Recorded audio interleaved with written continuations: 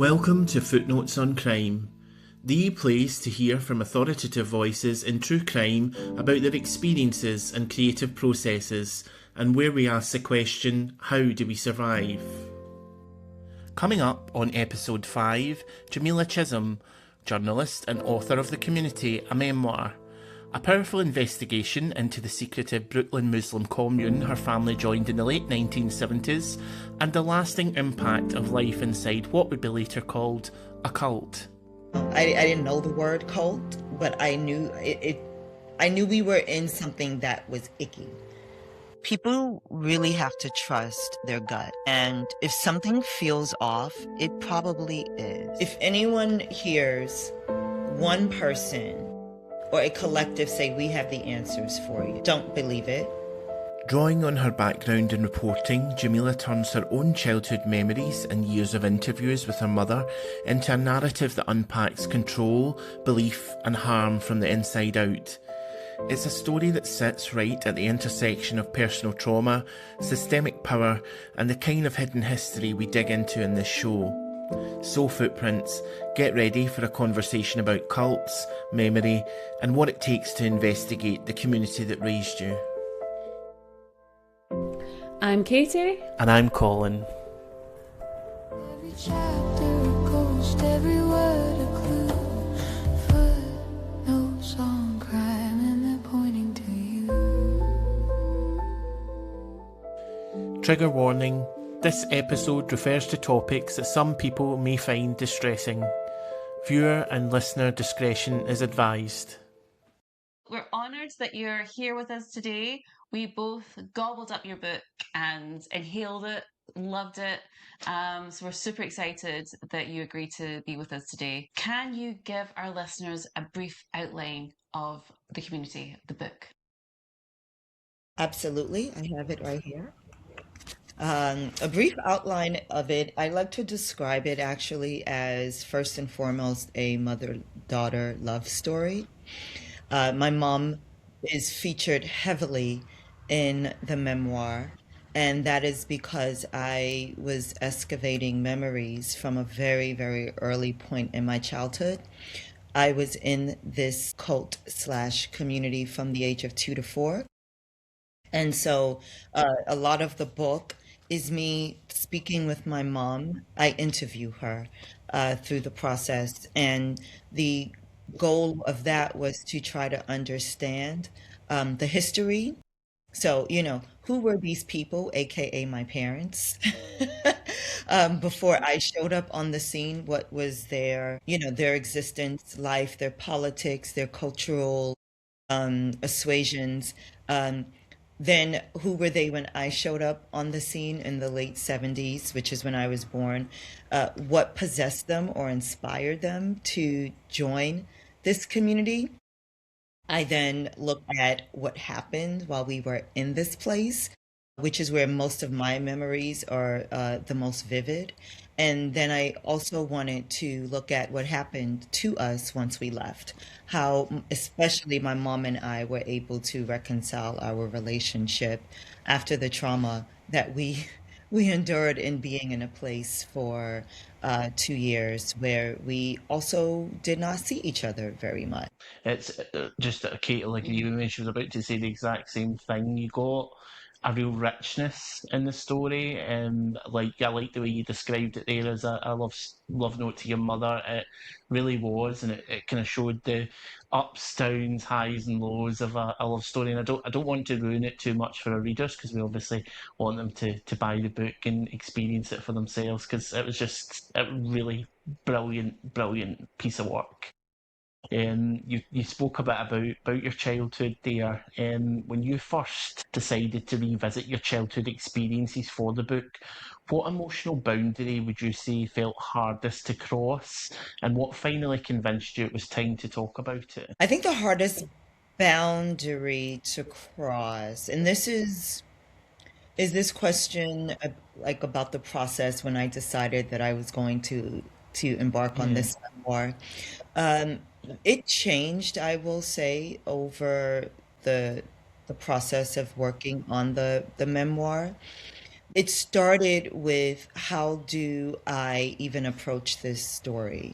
I think because again, I was so young.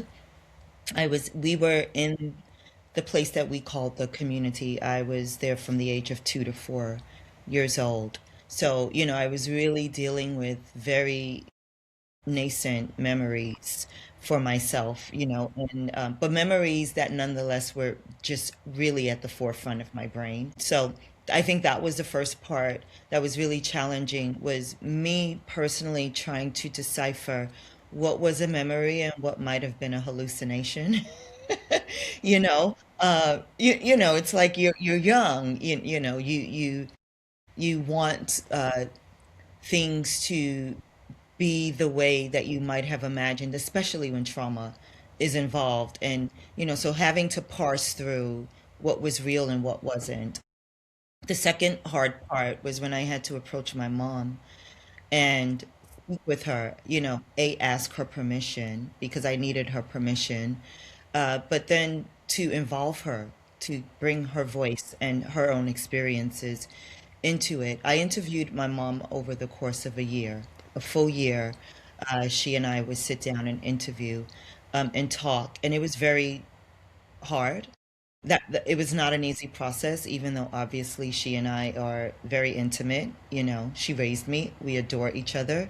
But asking her to revisit a time in her life that she would rather have not was a big ask on my part, and so the two of us finding shared compassion and shared empathy in that process was something that was really important to me. And also making sure that she was comfortable, right? Because I'm a journalist by trade. And even though she's my mom, I still wanted her, I needed to treat her the way I would treat any source, but better, right? Because this is my mom and I was dealing with trauma. I was asking her to reflect on things that was extremely troublesome for her. And then I would say the final piece of a hard part was how would I address my father, who I did not want to villainize in this story, but I also did not want to coddle. I did not want to create a narrative for him that I did not have access to, or that would misrepresent him because I did not have access to the facts that I really wanted, which is why I render him the way I do in the memoir. Um, yeah, it was those three things were really really challenging. You really got the balance. I felt it was a great balance of respect, but telling the story exactly as it was. Yeah, that was I will say that I did ask my father to participate, but he was not interested in participating, and that was his right. I greatly respected it, but I felt that uh, this was my story to tell as much as it was theirs that they experienced. And so I was going to move forward anyway. I just had to find the way to do it where, again, there wasn't a misrepresentation of someone who was not participating.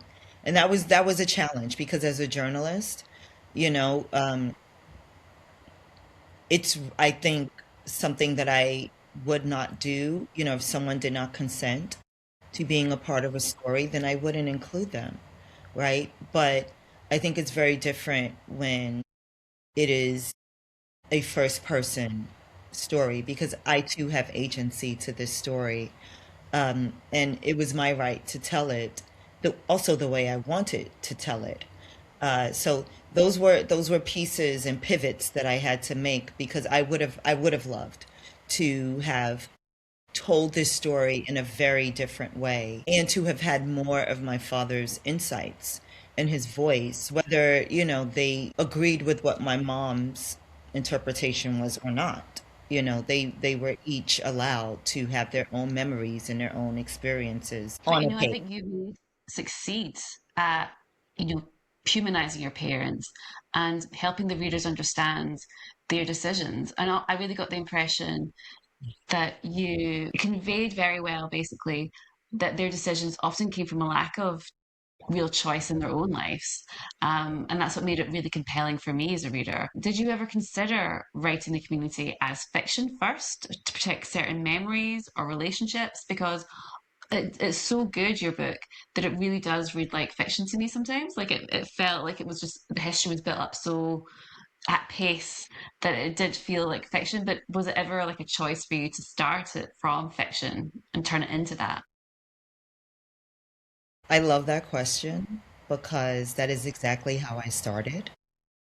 Started, Yay! yeah, that was the first iteration of this story was I fictionalized it.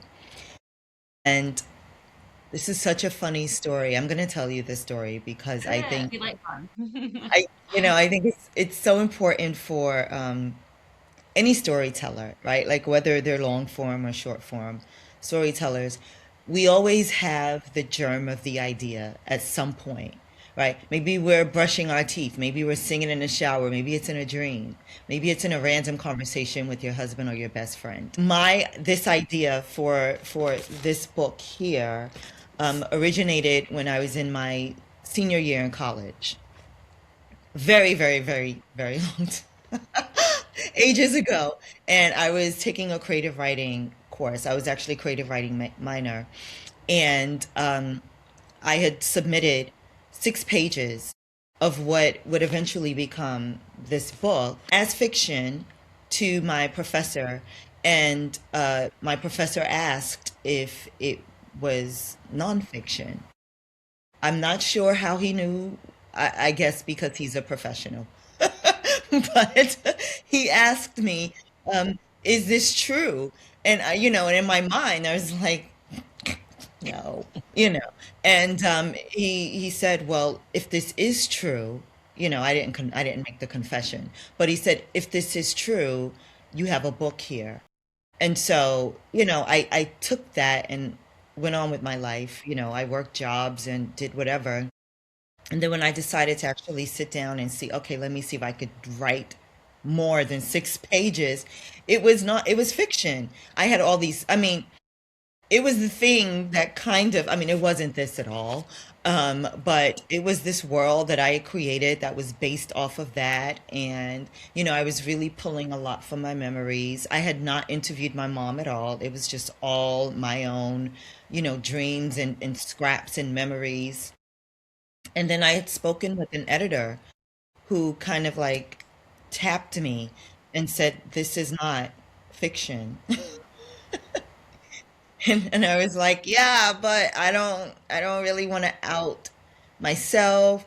I don't want to out anyone. I want to protect people."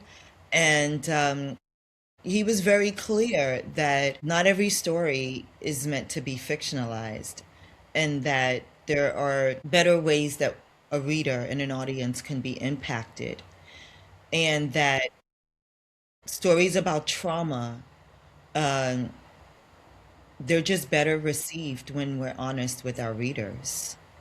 And so that was really hard, I will admit, was jumping that shark and deciding that I was going to not fictionalize this, but tell the truth, so to Yeah, speak. And I'm happy I did because I actually think it's a better story. it's amazing. Just talking about specific memories, what memory or image from your time in the community would you say originally wasn't going to be included but later demanded to be written? Like from being inside of the community. Hmm. It's a, I initially was very avoidant of being critical of my parents and the why. Uh, the why they made the choice to move inside of a community, in a gated community to be specific, um, I felt extremely protective of them and of their story. I really did not want people judging them. I didn't. Even though I will admit I was. I was very judgy of because the consequences ended up at my feet, so to speak.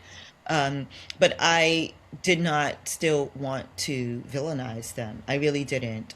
And I found that I needed to find a way, and I needed to find an entry point in a way that where I could be okay criticizing them and critiquing them.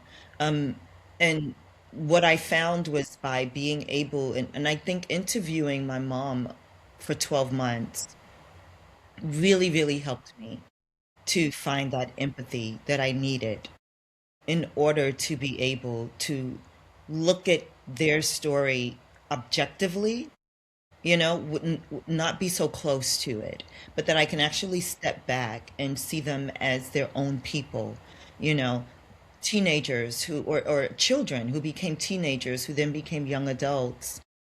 And then I stepped into the picture, and then they had these really, really big life decisions they had to make, and that I was along for the ride, whether I wanted to be or not. But that was the thing that I really wanted to do, was to look at them with objectivity. I wanted to give them that grace.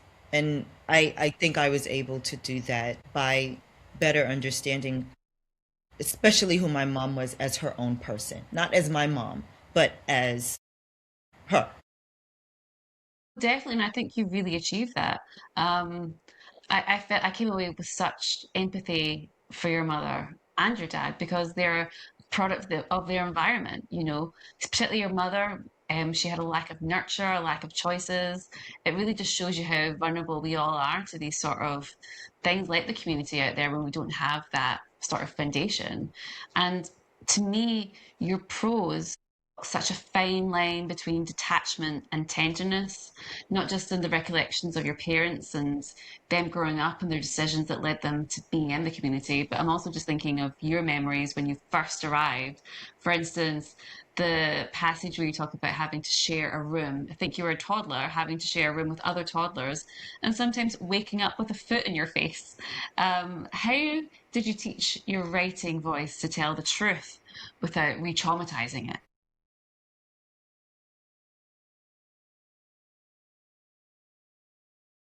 The one thing I love about writing, and I think this is probably why I became a writer. It's so funny. My mom and I, we were talking about this just yesterday. She was saying, "You've always been a child who asked questions. This is why we all thought you were going to become a lawyer." She goes, "But then you chose another route." And I said, I am very inquisitive. I'm very curious. And I do love asking questions because I'm just really curious. And I think though the writing, because I started writing very, very early, it was crap writing for sure. But the moment I got a pencil in my hand and paper, I started drafting really crappy poems, like Roses Are Red and, just crappy, crap, crap. And then I started writing short stories. They were equally crappy. But the writing was my therapy, having the opportunity to write my thoughts down and to revisit myself as a character was a way for me to step back and back and back and back. And it wasn't easy at first, I will admit. It was very, very challenging when I first started writing this. The first time I sat down and wrote the first 100 pages, I think I was like in a fetal position after I was done. But I think each time that I went back and I started to actually think of little Jamila as someone else. I just kind of made her a character. And making her a character then made it so that I was able to see her as a thing that I wanted to protect. Not that it was me, with all this ego and or whatever ego I had or fears about how I might be received. But no, this was a little girl who I wanted to tell a story about.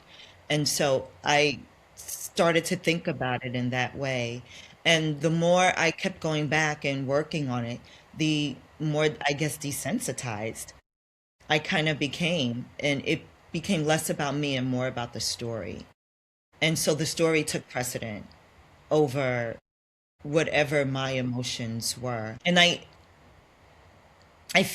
think that writing for a lot of people who might be in therapy or try therapeutic practices, writing is part of a lot of people's exercises, right? You go over and over and over the thing until you can see through it a lot more clearly. And so I think writing for me was my way of processing this thing. And it really helped. It was extremely helpful for me. And also to even see where my hallucinations were, things that weren't real, that I imagined or that I might have felt in my DNA somewhere that might have been like an echo of a reality where, but it wasn't. And that's where my mom was really helpful, was she was kind of like a confirmation bias fact checker for me, um, or where I might have made something bigger than what it was because I was a child, right? And that's what children do, Someone is 6 feet tall when they're when they're really just 5'6", when you're a child. And so all of that, just being able to actually even see, oh, it wasn't that awful thing that happened. It wasn't so bad, right? Or yeah, that did happen, and the confirmation made me feel that I was not insane. Yeah, it's that you really get that in the book as well, and you can see that back and forth with your mother's recollections and your own recollections as well, and you really feel that. I remember it was myself, a story from myself when I was in childhood, and I was in hospital for a short period of time, and it was a nurse, and I remembered this nurse as being really horrid to me and really intense, like the big bad wolf kind of thing. But I met her later on in adulthood, and she was the total opposite of that. But she was tall and broad, and I suppose to a child at 5 or 6, it would be similar. Yeah, I totally get what you're saying. I'm forever reading, and so's Katie. Whether that's exciting true crime titles or my favourite fiction series, I've usually got 3 or 4 books on the go at the one time. People ask me how I keep track of plot, structure and characters on different titles when I'm so busy. I balance physical reading with audiobooks.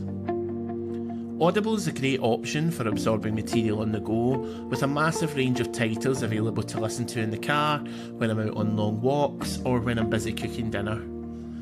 With a standard plan, subscribers have unlimited ad-free listening access to a select catalogue of Audible originals, plus nearly 200 titles previously available on Wondery Plus. While many of these titles will remain widely available, early access and ad-free listening are now available exclusively for Audible members. Amazon Prime customers receive 2 audiobooks in their trial. The plan is priced at a very reasonable £5.99 per month, with a 30-day free trial for listeners looking for the latest bestseller or who are just beginning to explore audiobooks. After 30 days, you can listen to 1 new book each month and continue to have unlimited access to the catalogue for just £5.99 a month with automatic renewal. You can cancel easily at any time. For more information or to sign up today, visit the link in the show notes or over at footnotesoncrime.com. The book had a real visual grammar to it, and you were kind of talking a bit about it there from a child's perspective. The way the scenes were described were kind of like camera shots, and as you would imagine them in a movie, which was as brilliant as a reader. What do you feel would be its most important angle or recurring motif?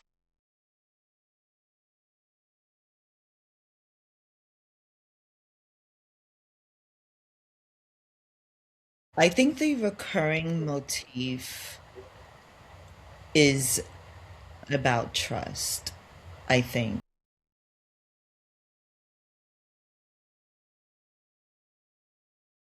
Meaning, if I'm going to unpack that, right? People really have to trust their gut. And if something feels off, it probably is. And I think from, after speaking with my mom and understanding her experiences better,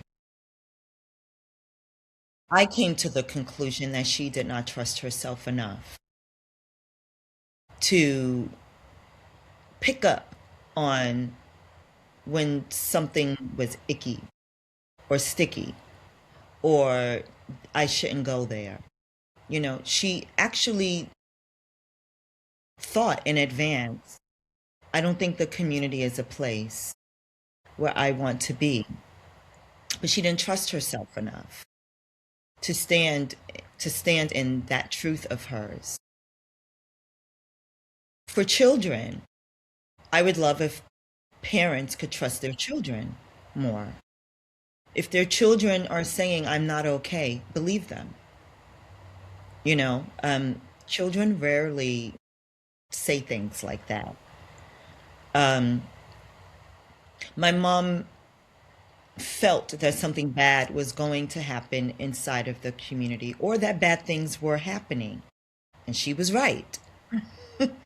She was 100% correct about it, because we saw decades later what happened. The person who ran our cult is now in prison for 100+ years, which says a lot about the levels of crime that were committed. So I think trusting oneself is a real big theme for me in this book because it helps us to spot the signs of when things are not right and when we need to get out that house, get out the door, back away as quickly as you can, and take your loved ones with you. Definitely. I mean, there's a real touching upon the oblique references to abuse there. There's a real thread of doom and despair, like throughout your memories, like in the Mm. book. Sort of, I guess, foreshadowing what comes next. But how did you know when memory alone was insufficient and you had to rely on that knowledge after the fact and your imagination to connect these emotional truths? It was when I started interviewing my mom and we were having conflicting memories. Now, I will say we were not together all the time. And in fact, just for the audience's understanding of how segregated the community was, once you went into this space, which what we call the community, that was our moniker for it, the families were completely separated. So my mom lived with women, group of women. My father lived with a group of men, and these are in separate houses. And then I lived where the children lived. And it was forbidden for the parents to be in the same space as their children to avoid what they called favoritism. So, just with that scene set, and my mom and my parents and I, we had visits with each other twice daily for 45 minutes. So we did not have the same experiences for sure. And there were things that happened to me or things that I witnessed that my mom had no idea about because she just was not present. But when we were together, the few times that we did share space, there were things that I thought happened where my mom said, that's not how it happened at all. And I had a talk with my editor, my book editor, about that. How do I deal with memories that I think happened and my mom confirmed or fact checked me incorrectly?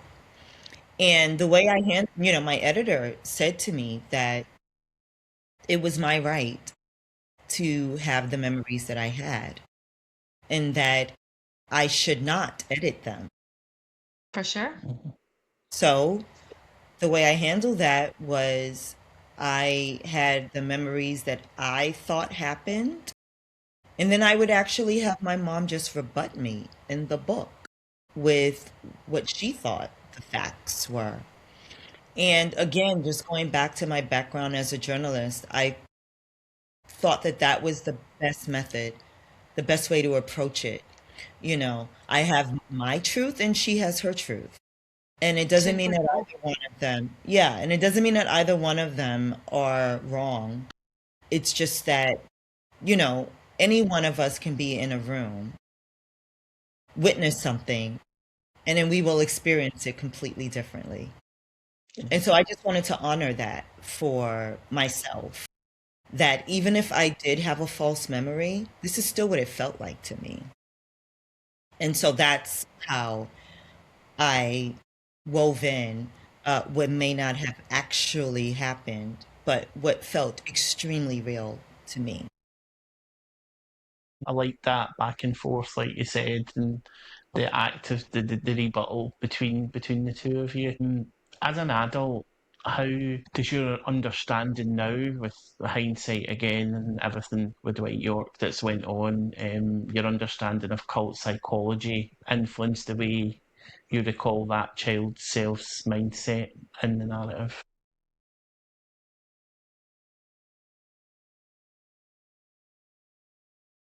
The world of cults is such a political space. I personally feel a lot of cults are based around some kind of spiritual or religious practice. People may not think about spirituality or religion as political, but I don't know how many conflicts have been fought over these Yeah. things, you They're know, still happening. and still, and still. So, the adult person, when I think about cults, the first thing I think about is how political they are. As a child, of course not. I actually didn't even know what, I was going to say I didn't know what cults were, but I knew I was in a cult when we were in there. I just didn't have the language for it. No, I didn't know the word cult, but I knew I knew we were in something that was icky, and something that I was very, very resistant to. I was so resistant to it. And I think a lot of that has to do with, well, of course, there's the family separation, right? Like your whole world is just kind of thrown up like a deck of cards, but also the power structure of it. And again, going back to politics, right? Politics is very much about power structures.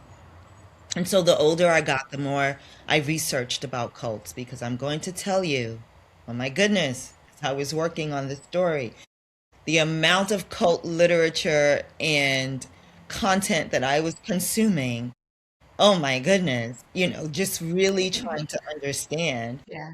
why. Why do people succumb to these worlds, And how many cults, how many more cults are there going to be, for heaven's sake? Like, haven't we learned? Don't we look at all these documentaries, um, even like over the pandemic, right? It was like cult fever was happening. And I was down for it. And kept thinking, thank God I'm not in any of these, you know. Um, but I don't mean to make light of it, but they're they're so silly to me. But Is I think I that taps into that human need for survival, right? Wanting to believe in something because it keeps you safe, because it gives you a family, because it gives you a purpose. And I think that's a really powerful drug almost that gets people and sucks them in. And you talk about the perfect example is your mum and yourself having very different memories of the same space, the same period of time when you were in the community. Let's take a wee break from the case. Before we get back to it, a quick question. How do we record footnotes on crime from different locations without using a single detail? Because in this podcast, details matter a lot. That's why we use Riverside FM. It records studio quality audio and video locally on each person's device, so even if the internet cuts out, your recording doesn't. No glitches, no robotic voices, no lost evidence. And when you're telling stories where every word counts, that reliability is everything. Plus, Riverside makes the whole process simple. Separate tracks, high-resolution video when you use it, automatic uploads, it's all there, ready when you are. Whether you're recording a podcast, an interview, or something bigger, it just works. As an aside to the podcast, I also use it for interviews with clients and creation of high-quality clips for their social media channels. The uses for Riverside are really endless. So if you're serious about your content and want it to sound as sharp as it should, head to riverside.fm and start recording today. The link to sign up is in the show notes and at footnotesoncrime.com.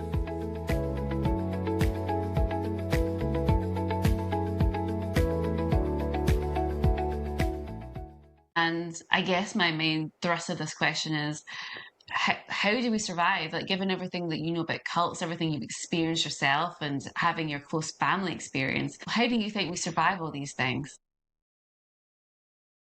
Education. Mhm. Education, we really, I think, should be a lot more critical about groups. I mean, because of my experience, I'm very anti-group now. I don't want to be in anyone's gang and, in anyone's organization. Really, I'm so averse to it. It just, I don't know. It's a thing, but, research, I think, is such a good place to start. Anyone who's, anyone, I would say, when I think about cults, because I don't think they're ever going to cease. Cults have been around since the beginning of time. You know, you can think of religion as one big cult, or several cults. You have to dress away, you have to drink away, you have to eat a certain way. You have your own specific language. Like it's very much this society unto itself, and you have to be accepted into it. And usually, if you leave, you're kicked out of this community. So I say all of that to say that. If anyone hears one person or a collective say, we have the answers for you,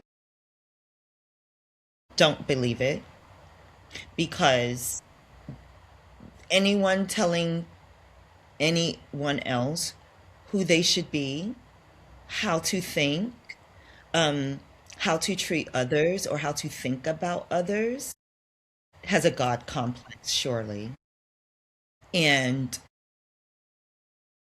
I don't think it's going to end well for the person who is agreeing to be told who to be, what to think, how to move through this world. So I think that's the first thing, is to just notice the signs. There's grandiosity, cross that out, right? Research this person, research these groups, ask a gazillion questions. I don't think people ask enough questions.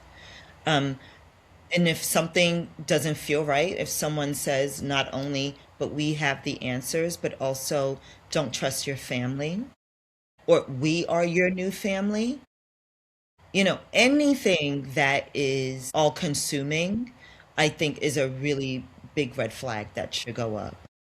And I say that also for relationships. Someone who wants to all like just consume your everything, that's probably going to be a very toxic relationship. And that's just a baby cult.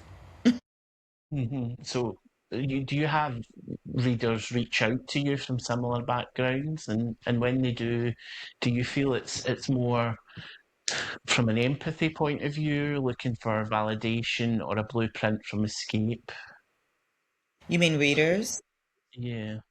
Yeah, I have gotten quite a bit, mostly all women too, who have reached out to me, who have been in cults themselves, and um, a lot of it is how was I able to even revisit this such a painful story?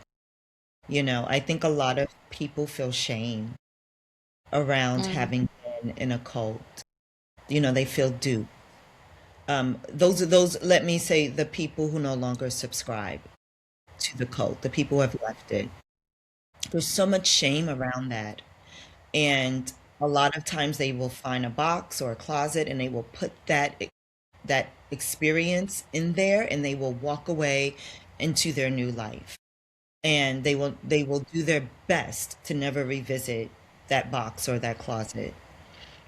And what I say to them is revisit it, because by ignoring it, you might be susceptible to it happening again. So, you know, if you know the thing, if you can see it very clearly, you can see it coming for you when it comes again. You know, because just because I left a cult and I'm very clear about what a cult looks like, it doesn't mean that I'm immune to someone spinning me a good story, you know, and wanting to buy it or believe it. You know, I'm not immune to that. But I really, what I would say to people who have experienced trauma like that is to put the shame away, because we all want to be in community. We all want to be with family and people who love us and people who tell us the things that we want to hear. You know, we all do. It's a very human thing. And we all, most of us, you know, whether we come from very privileged backgrounds and we've been swept up into cult communities, or if we come from very trying backgrounds and we get swept up in them, doesn't matter. We're all looking for something. And that is the human part of it, is that we're all looking for something. And what we're looking for is a place of belonging. And it's the other person who takes advantage of this community who are at fault. They're the ones who should feel shame and shameful. You know, people who are victims or victimized, I think, and I will say there's even, you know, some people don't even want to see themselves as victims. You know, it's an icky word for them, and that's fine. They can see themselves as survivors, you know, which has a better connotation to it. But it's much better than seeing yourself as being duped, you know. Yeah, and shame is such a hard thing to overcome.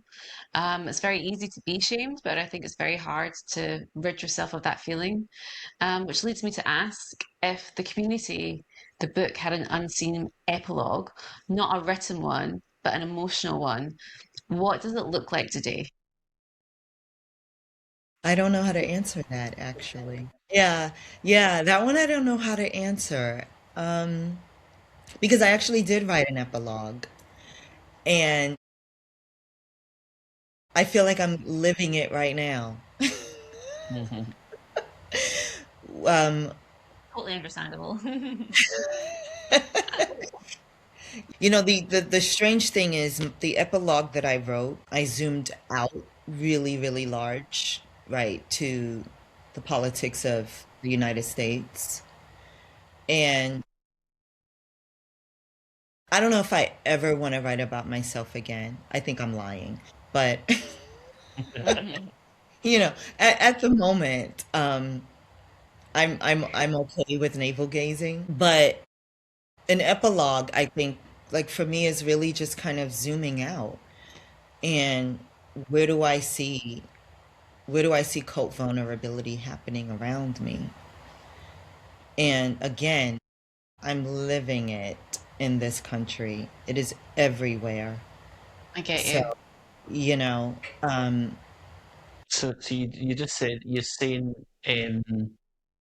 that you probably wouldn't like to write about yourself again, but having turned that lens inward for this memoir and this story, what do you see as the next story or subject that feels most urgent to you now as a writer? I actually am pitching a novel right now. So going into fiction, if you can imagine, was exactly where I needed to cleanse my palate.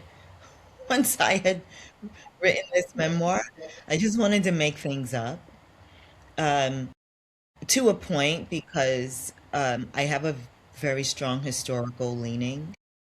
I love history. I feel like history informs so much of where we are presently. And so I'm always going back to try to understand what happened before the thing that is happening now, or what led us up to this point. So the novel that I'm currently, fingers crossed, looking for an editor for is, it's again, I'm going back to the concept of family. And I think community and family is something I really gravitate to, and trying to understand family dynamics and what what pushes a family or members in families to do the things that they do, or to become the people who they become. Um, so that's where I am now. Although the irony is that I'm also brainstorming in my brain. I'm like forming my third book now, and that's going back to nonfiction. And uh, that is the zoom out that I'm really interested in, is kind of looking at things historically and politically, but through my own lens of experiences also. So, So I've really got that. Like it was towards the end of the book when you positioned yourself around 9/11 and the story with the girl you met in the street, the Muslim girl you met in the street, and taking her to the shelter. I really got your sense of history and how you position yourself. I'm not wanting to go into it in too much detail because I don't want to ruin it for anybody that wants to read it. But it really anchored for me the way that you'd written it. Definitely. thank you. Well, my final question is, what artistic or spiritual practice helped you rediscover freedom after the book's completion? Because it was such a heavy topic, and we often talk to a lot of authors who reject the idea that writing about terrible things is cathartic. You know, it's supposed to hurt and you don't always feel good after it. So I'm asking you, what was the kind of things that you did after the book?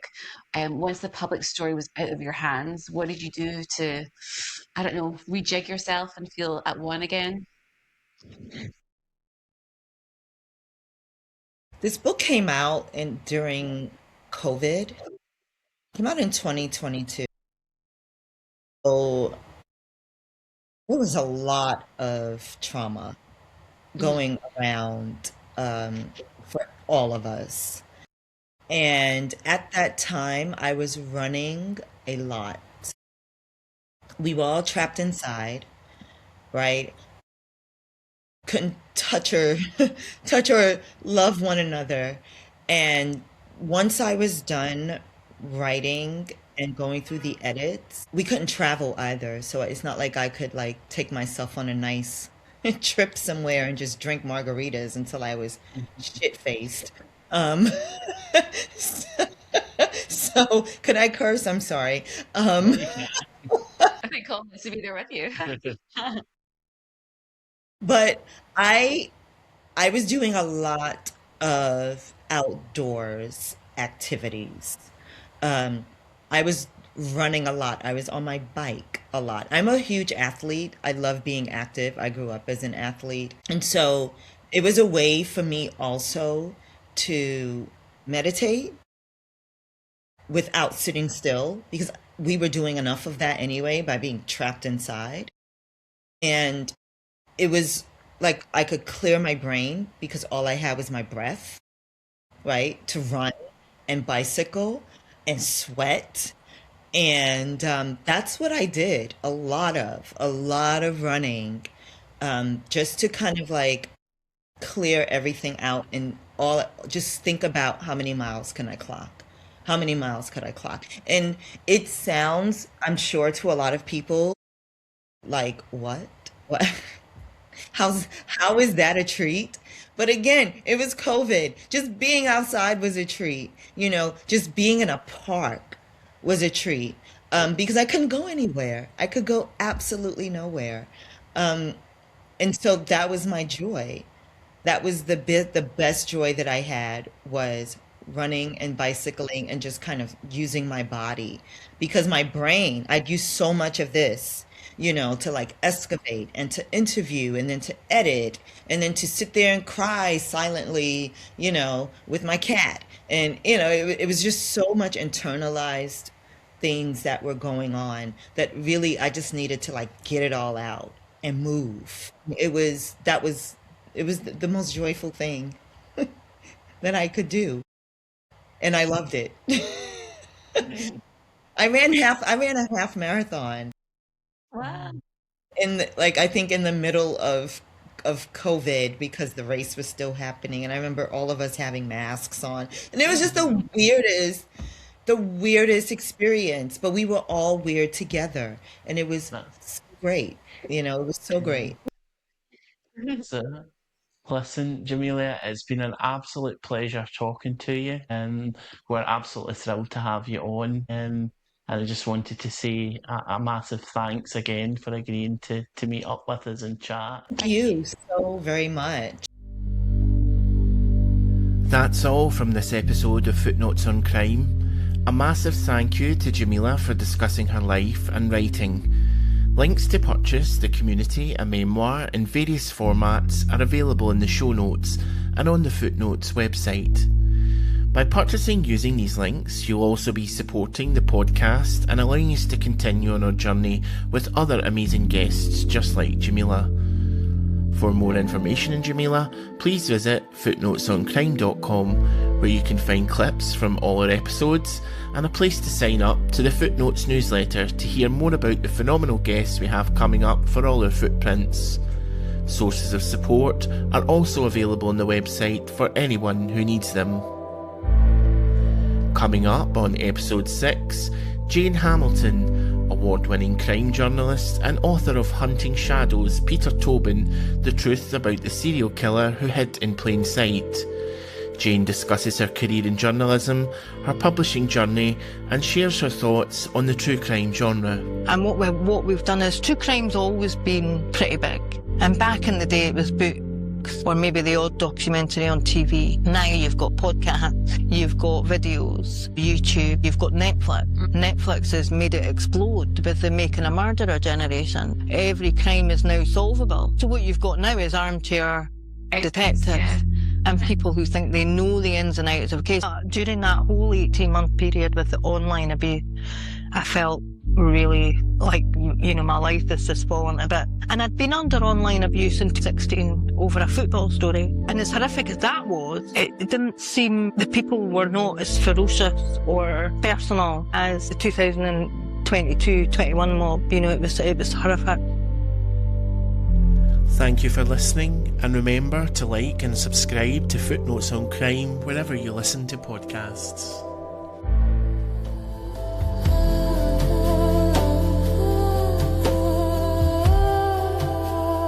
Turn the page, but the echo stays. For now